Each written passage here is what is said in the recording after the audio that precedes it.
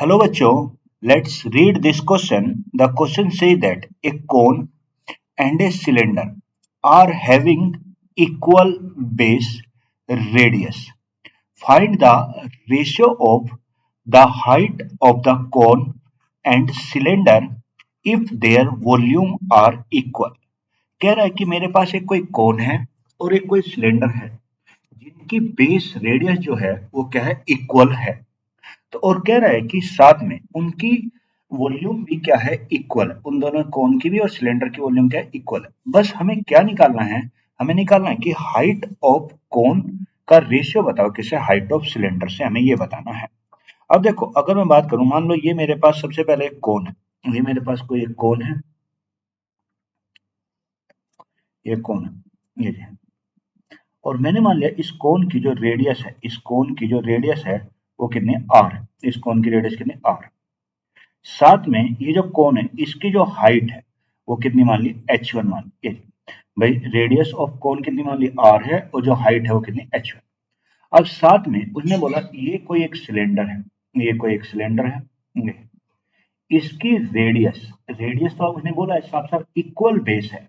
तो अगर कोन और इसका सिलेंडर का जो बेस यानी रेडियस सेम है, तो यानी अगर उसकी रेडियस r थी तो इसकी भी रेडियस क्या होगी, r होगी. ये. और हाइट, हाइट क्या मान ली सिलेंडर की, मैंने हाइट मान ली सिलेंडर की क्या है, h2 है. नहीं, लेट कर लिया, let height of cone, height of cone कितनी है, हाइट ऑफ कोन है h1, और हाइट ऑफ सिलेंडर जो है, हाइट ऑफ सिलेंडर, सिलेंडर मैंने मान लिया कितनी है, h2 है. और रेडियस कितनी है, रेडियस तो दोनों के लिए बराबर है, तो रेडियस कितनी है, r मान लिया. तो ये मैंने सबसे पहले लेट कर लिया. अब देखो उसने बोला कि दोनों की वॉल्यूम भी इक्वल है, तो हम जानते हैं ऑफ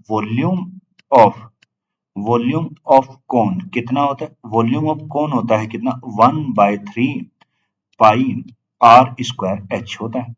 साथ में volume of cylinder, volume of cylinder जो होता है, वॉल्यूम ऑफ सिलेंडर कितना होता है, ये होता है मेरा pi R square H. Volume of कौन होता है, 1/3 पाई आर स्क्वायर एच होता है, और वॉल्यूम सिलेंडर होता है पाई आर स्क्वायर एच. अब उसने बोला कि ये दोनों इक्वल है, वो इक्वल है, पर यहाँ पे एक बात ध्यान रखिए, वॉल्यूम ऑफ कोन में मैंने हाइट कितनी मानी थी, h1 मानी थी, तो उसकी पाई आर स्क्वायर h1 हो जाएगा.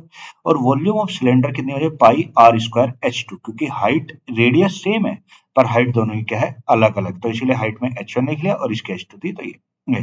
अब उसने बोला कि ये दोनों इक्वल है, तो अगर ये दोनों इक्वल है तो मैं इन्हें इक्वल पुट कर देता हूँ, तो 1/3 पाई आर स्क्वायर इंटू h1, और ये कितना, पाई आर स्क्वायर और इंटू कितना, h2, ये हो. तो सबसे पहले तो पाई से पाई कट गया, आर स्क्वायर से आर स्क्वायर कट गया. अब देखो ये h2 इधर मल्टीप्लाई में है, तो ये इधर में आएगा तो किस में आएगा, डिवाइड में. और ये 3 इधर डिवाइड में है तो इधर आएगा मल्टीप्लाई. तो अगर मैं यहाँ से इसे देखूं तो इसे लिखें h1/3 और इक्वल टू कितना, h2 हो जाएगा.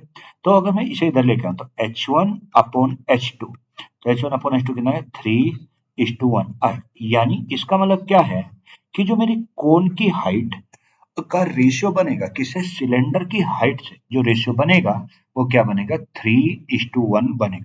सो हम लिख सकते हैं, so the ratio of height of cone, भाई हाइट ऑफ किसकी, कोन की, height of cone upon height of किसका, सिलेंडर की, जो रेशियो है वो कितना बनेगा, 3:1 बनेगा. कितना भी 3:1. So the answer of this question is 3:1. Hope you will understand it well. Thank you.